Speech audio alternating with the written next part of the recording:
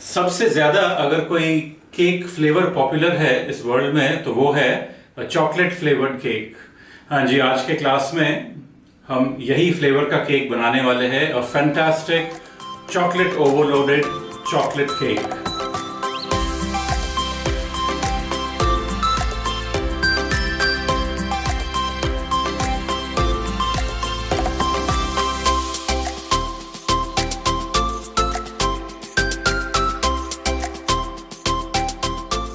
आज के इस कुकिंग क्लास में मैं यूज करने वाला हूं केक का प्रीमिक्स।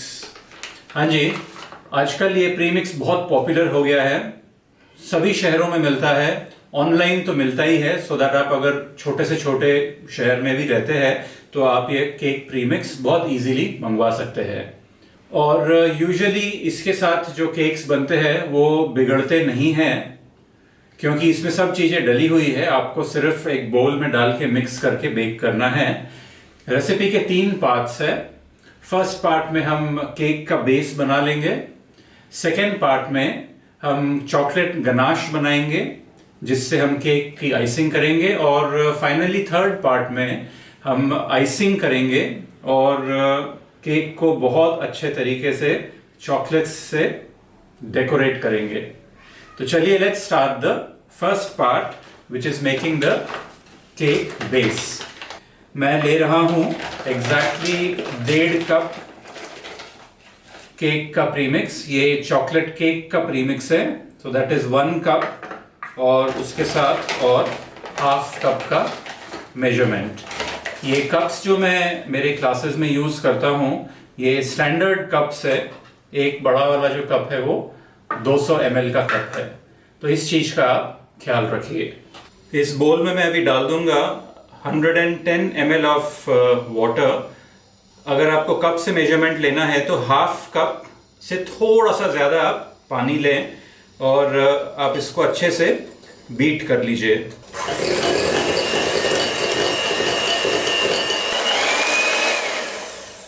लगभग 1 से 1.5 मिनट बीट करने के बाद आप इसमें डालिए 1 टेबलस्पून तेल और लगभग 1 टेबलस्पून भर के instant coffee powder.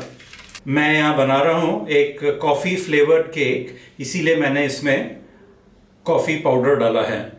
Coffee powder और तेल डालने के बाद आप इसको फिर से लगभग 1 मिनट तक मिक्स कर लें।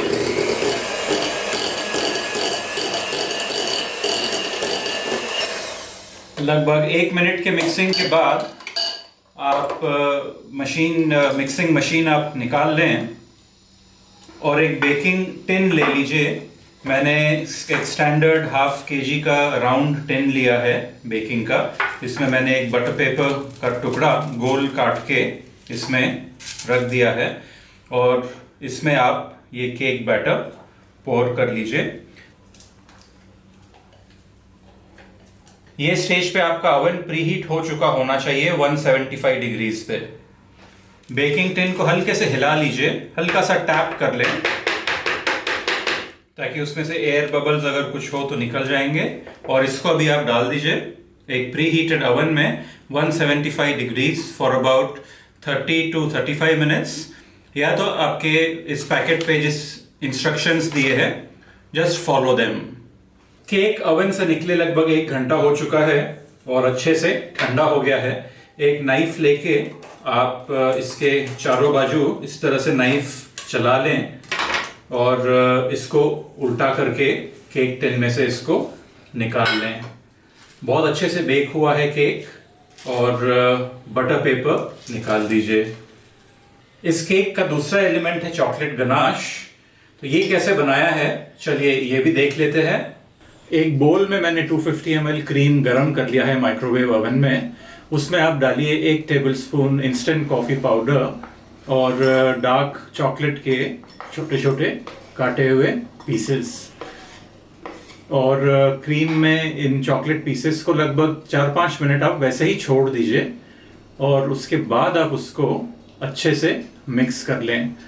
ये मिक्सिंग प्रोसेस लगभग 3 से 4 मिनट तक आप करिए जब तक सब चॉकलेट क्रीम में अच्छे से मिक्स नहीं हो जाता और आपका एक बहुत प्यारा चॉकलेट गनाश रेडी नहीं हो जाता।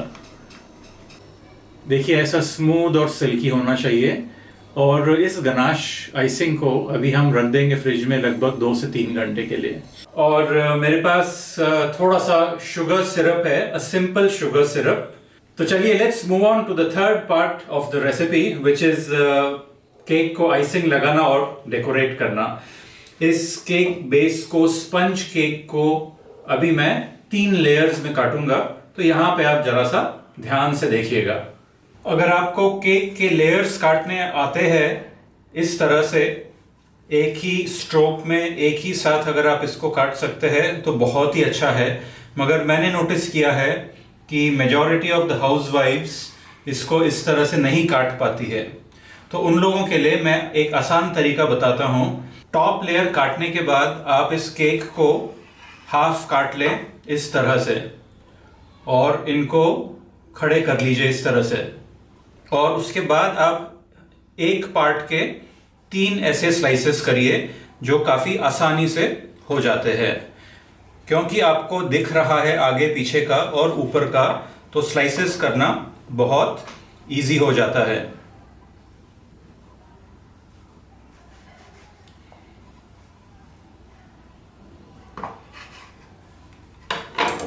तो देखिए कितने आसान तरीके से 3 स्लाइसेस हो गए हैं केक के। और सिमिलरली आप ये वाला जो हाफ है इसके भी 3 स्लाइसेस कर लीजिए। जरूरी नहीं है कि आपके पास वो ऐसे ऐसे वाला ब्रेड नाइफ टाइप होना चाहिए, ये वाले चाकू से भी आप काट सकते हैं।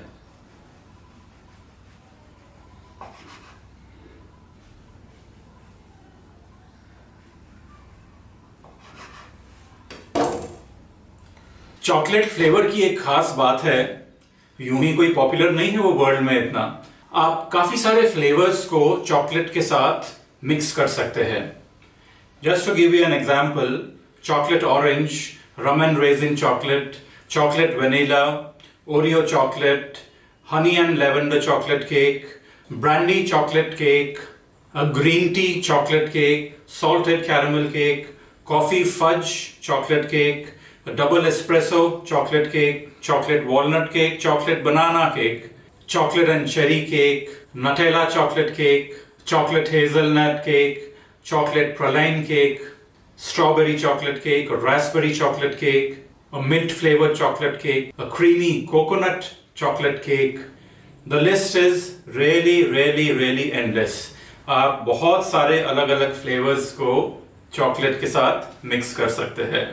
आज के इस क्लास में मैं ना तो ये टर्न टेबल यूज करने वाला हूँ, ना तो कोई मैं नोजल यूज करूंगा, ना तो मैं कोई आइसिंग बैग यूज करूंगा, ना तो कोई केक बेस यूज करूंगा।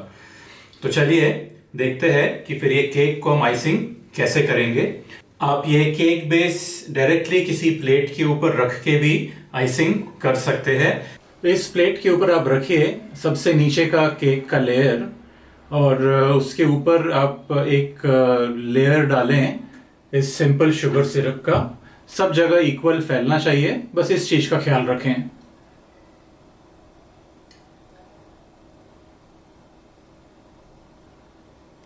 उसके बाद हम डालेंगे इसके ऊपर ये ठंडा किया हुआ हमारा चॉकलेट गनाश, जिसको मैंने फ्लेवर किया है कॉफी पाउडर के साथ में। इस ग्लास में गर्म पानी है जिसमें मैंने एक स्पून रखा है, और इस स्पून के हेल्प से मैं बहुत हल्के हाथ से ये चॉकलेट गनाश आइसिंग को स्प्रेड कर लूँगा। अगेन एक इवन लेयर में चारों बाजू। बस इस चीज़ का ख्याल रखें चॉकलेट आइसिंग के साथ में कि बहुत ज़्यादा आप स्ट्रोक्स ना करें, बहुत ज़्यादा आप हिलाएं ना, जिस चीज़ की वजह से क्रम्स निकल जाते हैं केक के ऊपर के। बस इसी तरह आप चारों बाजू एक इवन लेयर में आइसिंग फैला लें। इसके बाद हम दूसरा लेयर रखेंगे हमारे केक स्लाइसेस का, और सेम प्रोसेस हम रिपीट करेंगे। शुगर सिरप डालने के पहले आप हल्के हाथ से उसको दबा लें पहले। शुगर सिरप का एक लेयर इसके भी ऊपर हम डालेंगे ताकि हमारा केक स्लाइस अच्छे से मॉइस्ट हो जाए।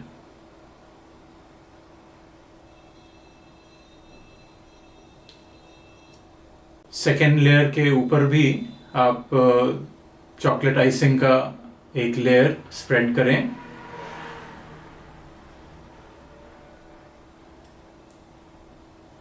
बस इस चीज का आपने ख्याल रखना है कि आपका स्पून जो है वो ऑलवेज गर्म पानी में डला हुआ होना चाहिए। गर्म स्पून की वजह से चॉकलेट आइसिंग को स्प्रेड करने में बहुत आसानी होती है। आपके पास अगर चॉकलेट चिप्स है तो आप एक लेयर में या नीचे के दोनों लेयर में चॉकलेट चिप्स डाल सकते हैं। अभी बारी आ जाती है फाइनल लेयर रखने की, और इसको भी हम अभी हल्के हाथ से दबा लेंगे और शुगर सिरप इसके ऊपर डाल देंगे। सिमिलरली आइसिंग भी ऊपर से हम डाल के इसको स्प्रेड कर लेंगे। और इस चीज का ख्याल रखिए कि स्पून साफ होना चाहिए और एकदम गर्म होना चाहिए। एक पतला लेयर स्प्रेड करने के बाद आप इसको रेफ्रिजरेट करिए कम से कम आधा घंटा, और उसके बाद आप फिनिशिंग वाला जो लेयर है आइसिंग का उसको लगाएं।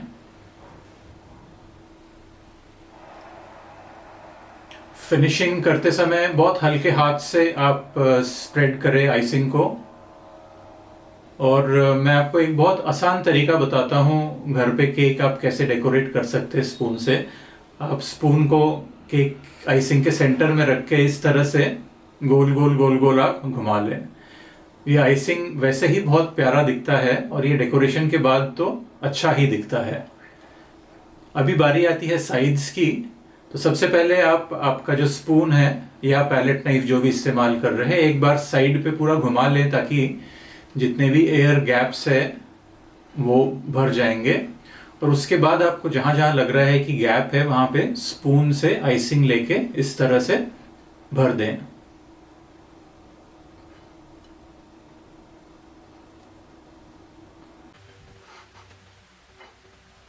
और मैं कभी कभी इस्तेमाल करता हूँ पुराने वाले क्रेडिट कार्ड या डेबिट कार्ड्स हमारे पास पड़े रहते हैं, तो मेरे को बहुत आसान लगता है ये यूज़ करना। आप उसको अच्छे से साबुन से धो के गर्म पानी में डाल के इस तरह से गोल घुमा लें उसके साइड्स पे, ताकि उसके साइड्स प्लेन हो जाएंगे।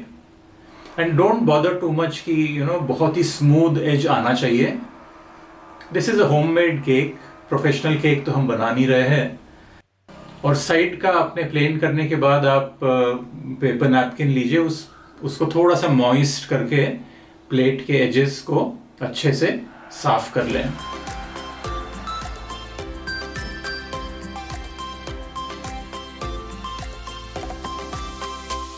और अभी हम इस केक को लगभग आधा घंटा फ्रिज में रख देंगे ताकि केक और आइसिंग हमारा अच्छे से ठंडा हो जाए।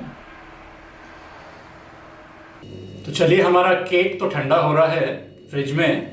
मेरे पास काफ़ी सारे इस तरह के मार्केट से खरीदे हुए चॉकलेट्स है 10-10 रुपए के, और मैंने कुछ हैंडमेड चॉकलेट्स भी बनाए हैं 3-4 तरह के। कुछ हार्ट शेप के हैं, कुछ रेगुलर जो मोल्ड वाले हैं।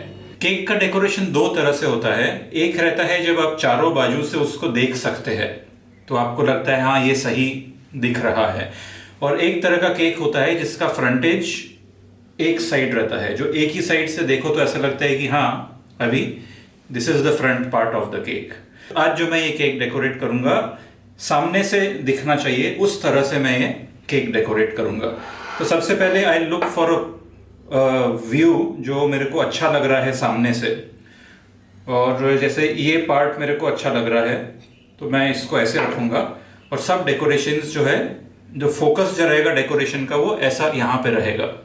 इस टाइप के डेकोरेशन में कभी भी आप एक फोकल पॉइंट पहले रखिए सेंटर का इस तरह से, सो दैट उसके आजू बाजू आप बाकी के डेकोरेशंस लगा सकते हैं। और ऐसा कोई भी स्पेसिफिक रूल नहीं है कि आपने ऐसे ही लगाना है। आपकी जो इच्छा कर रही है, जैसे आपकी मर्जी है, जैसा आपका मूड है, उसके हिसाब से आप ये डेकोरेशंस करिए। जहाँ जहाँ पे गलतियाँ आपको ढकनी है वहाँ वहाँ पे आप बड़े बड़े पीसेस बिस्किट्स के या चॉकलेट्स के लगा दें। जैसे या इस साइड अगर मैं आपको दिखाऊं तो एक ऐसा गड्ढा टाइप आया है, तो मैं इसको इस बिस्किट से ढक दूंगा। और आप आपके मूड के हिसाब से जहाँ जो चॉकलेट लगाना है वो लगाएं।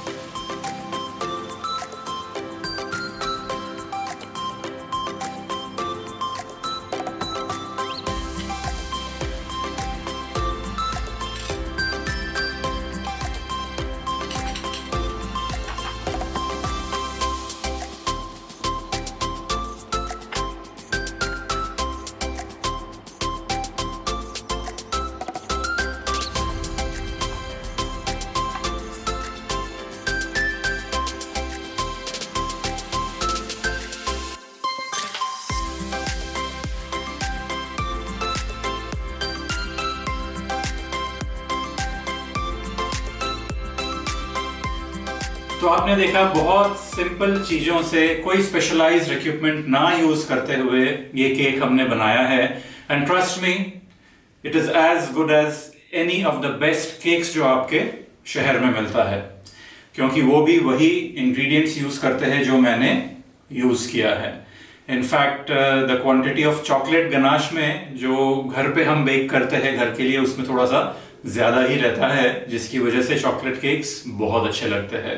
और जब आपके घर वाले देखते हैं आपको कि अरे ये केक तो घर पे ही बना है, उनके आंखों के सामने बना है, उनके लिए बना है, तो वो जो इमोशंस जनरेट करता है, those emotions are absolutely unmatched. Trust me, simple तरीके से केक बहुत बहुत बहुत अच्छा बनता है। शेफ की बात मानिए, एकदम ऐसे ही फॉलो करिए। यहाँ पे मैंने कुछ टिप्स और बहुत इंपॉर्टेंट पॉइंट्स लिखे हैं। एक एक पॉइंट को ध्यान से पढ़ के उसको समझिएगा और फिर ये केक बनाइएगा। बहुत बहुत बहुत बढ़िया बनेगा। बस आज के कुकिंग क्लास में इतना ही। मैं बहुत जल्दी मिलूंगा आपको एक और क्लास में। तब तक के लिए बाय बाय।